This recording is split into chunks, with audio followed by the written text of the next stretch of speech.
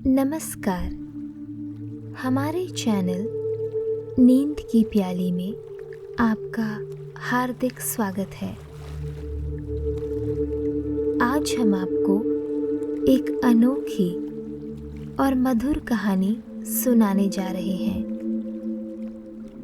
जो आपके दिन भर की थकान, परेशानियों और सभी उलझनों को धीरे धीरे आपसे दूर कर देगी, ताकि आप पूर्ण शांति से नींद की मीठी गोद में समा सकें।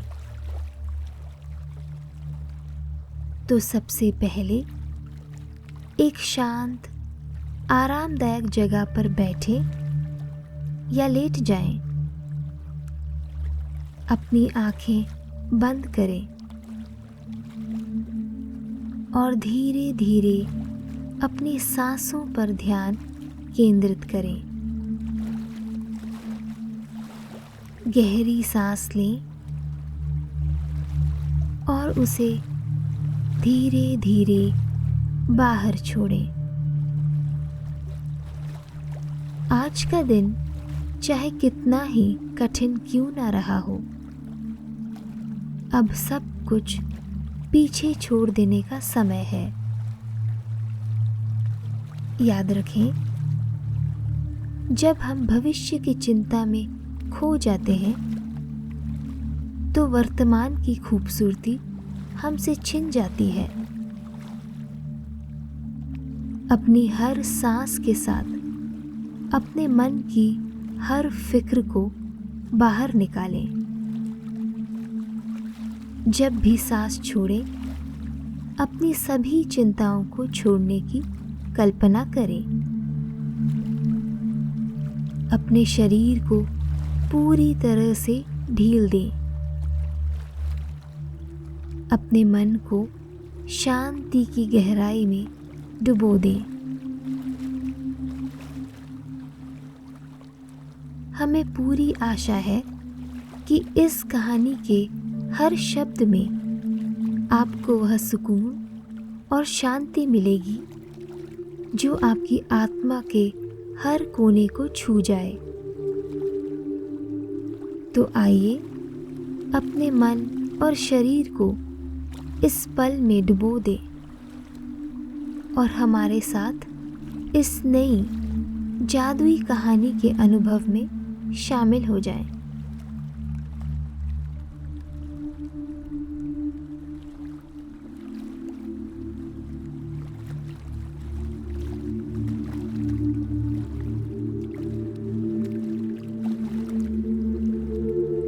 बीना एक शांत और मेहनती लड़की थी जो नदी के किनारे बने एक छोटे से घर में रहती थी। उसके घर के आंगन में एक बड़ी सी खेत थी जहां वह अपने हाथों से ताजे और सेहतमंद सब्जियां उगाया करती थी। सब्जियां उगाने की कला उसने अपने दिवंगत पिता से सीखी थी, जो गांव के प्रसिद्ध किसान थे। बीना के लिए उसकी सब्जियां सिर्फ फसल नहीं थी, बल्कि यह उसके प्यार, परिश्रम और समर्पण का प्रतीक थी।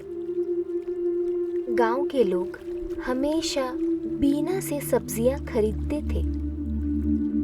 उन्हें यकीन था कि बीना की सब्जियां हमेशा ताज़ी और पोषण से भरपूर होती हैं। लेकिन बीना की उदारता यहाँ तक ही सीमित नहीं थी। जब भी कोई ज़रूरतमंद उसके पास आता तो प्यारी बीना बिना किसी हिचकिचाहट के अपनी सब्जियां दान कर देती। उसकी जिंदगी शांतिपूर्ण थी। खेत हरा भरा था और बीना खुश थी। लेकिन एक दिन सब कुछ बदल गया। बारिश का एक भयानक तूफान आया। लगातार 3 दिनों तक तेज बारिश होती रही। नदी ने अपना किनारा तोड़ दिया और बीना के खूबसूरत खेत की मिट्टी और फसलें पानी के साथ बहने लगी। वह ऊंची जमीन पर खड़ी अपनी मेहनत को मिटते हुए देख रही थी। उसका दिल टूट गया था। जब बारिश रुकी और सैलाब का पानी उतरा तो बीना ने अपने खेत और घर की ओर कदम बढ़ाए, पर जो उसने देखा उससे उसकी आंखों में आंसू आ गए। उसका घर मिट्टी में दब चुका था और खेत पूरी तरह बर्बाद हो चुके थे। उपजाऊ मिट्टी की जगह अब गाद और कचरे का ढेर था। बीना वहीं जमीन पर बैठकर फूट फूट कर रोने लगी। रोते रोते उसकी नजर खेत के एक कोने में एक अजीब सी खुदाई पर पड़ी। पास जाकर देखा तो वहां नीचे जाने के लिए एक सीढ़ी थी। बीना हैरान रह गई। उसने इतने साल इस खेत पर काम किया था, पर इस सीढ़ी के बारे में उसे कभी नहीं पता चला। थोड़ा डर और थोड़ी जिज्ञासा के साथ उसने नीचे जाने का फैसला किया। सीढ़ियां एक सुरंग की ओर ले गई। बीना धीरे धीरे चलती रही जब तक कि वह एक खुली जगह पर नहीं पहुंच गई। यह जगह एक गुफा जैसी थी और बारिश का पानी यहाँ जमा हो चुका था। गुफा के बीचों बीच सुनहरे रंग का एक बड़ा सा बक्सा रखा हुआ था। बीना का दिल जोरों से धड़कने लगा। उसने धीरे से बक्सा खोला। अंदर उसे एक पुराने कपड़े की थैली मिली जिसमें कुछ बीज रखे हुए थे। बीज हल्की सुनहरी आभा से चमक रहे थे। इसके साथ एक चिट्ठी भी थी। बीना ने चिट्ठी उठाई और देखा कि यह उसके पिता के हाथों से लिखी गई थी। चिट्ठी में लिखा था, मेरी प्यारी बीना, अगर तुम यह चिट्ठी पढ़ रही हो तो इसका मतलब है कि तुम पर संकट आ चुका है। लेकिन घबराओ मत, मैंने यह तुम्हारे लिए संभाल कर रखा था। ये जादुई बीज हैं जो हमारी पीढ़ियों से चले आ रहे हैं। ये तब उपयोग किए जाते हैं जब सब कुछ नष्ट हो जाए। इन्हें ईमानदारी, विश्वास और प्रेम के साथ बोना और ये तुम्हें अद्भुत फसल देंगे। याद रखना, हमें हमेशा दूसरों को भोजन देने का आशीर्वाद मिला है। यह जिम्मेदारी तुम्हारे हाथों में है। भरोसा रखो, मैं हमेशा तुम्हारे साथ हूँ। तुम्हारा पिता। बीना की आंखों से आंसू बहने लगे। उसे अपने पिता की कही एक बात याद आई जो वह अक्सर कहते थे, मैंने तुम्हारे लिए सब कुछ सोच कर रखा है। बुरा वक्त भी आए तो तुम्हें कभी भी भूखा नहीं रहना पड़ेगा। बीना ने अपनी हिम्मत जुटाई और अपने खेत के एक छोटे से हिस्से को साफ किया। उसने उन जादुई बीजों को बोया। बीज बोते समय उसने मन में एक प्रार्थना की, अपने पिता को याद किया और अपने दिल से शुभकामनाएं दी। अगली सुबह जब बीना खेत में गई तो उसकी आंखें आश्चर्य से फटी रह गई। जमीन से छोटे छोटे पौधे निकल आई थी। यह देखकर उसके दिल में उम्मीद की एक नई किरण जागी। 3 दिनों के भीतर पौधे पूरी तरह से बढ़ गए। पत्तियां चमक रही थीं और पौधों पर ताजे सब्जियां लटक रही थी। यह सचमुच एक चमत्कार था।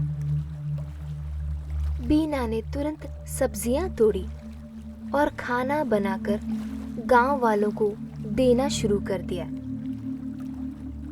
धीरे धीरे गांव वाले बीना के पास आने लगे।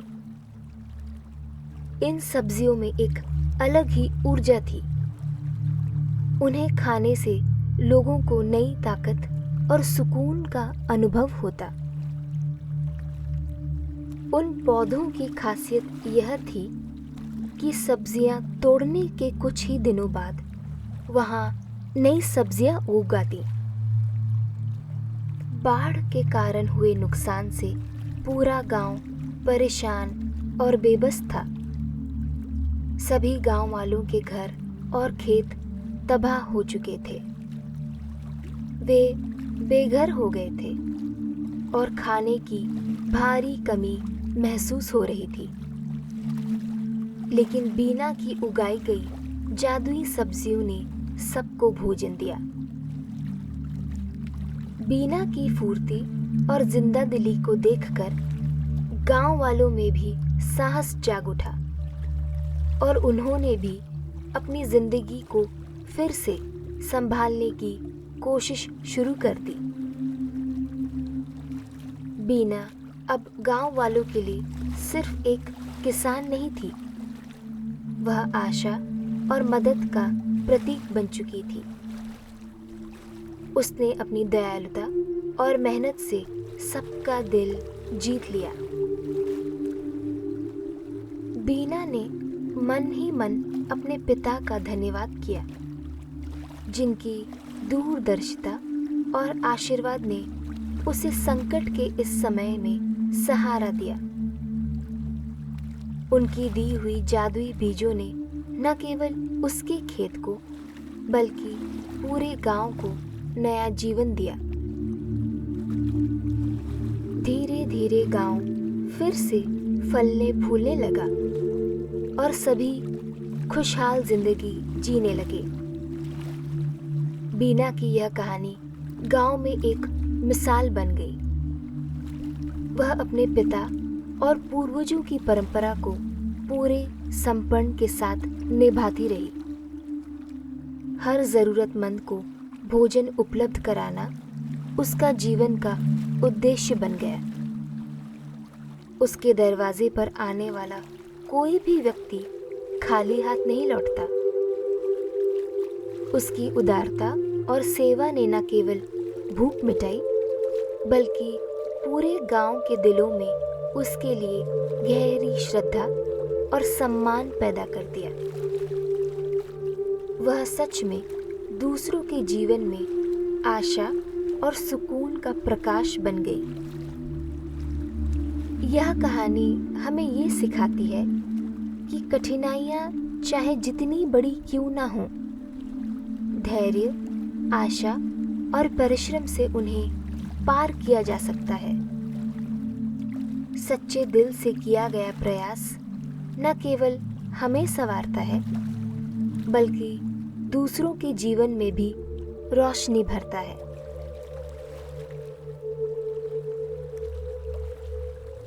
इस कहानी के समाप्त होने पर हम आशा करते हैं कि आप विश्राम की उस गहराई में उतर चुके होंगे जहाँ केवल शांति और सुकून का एहसास है।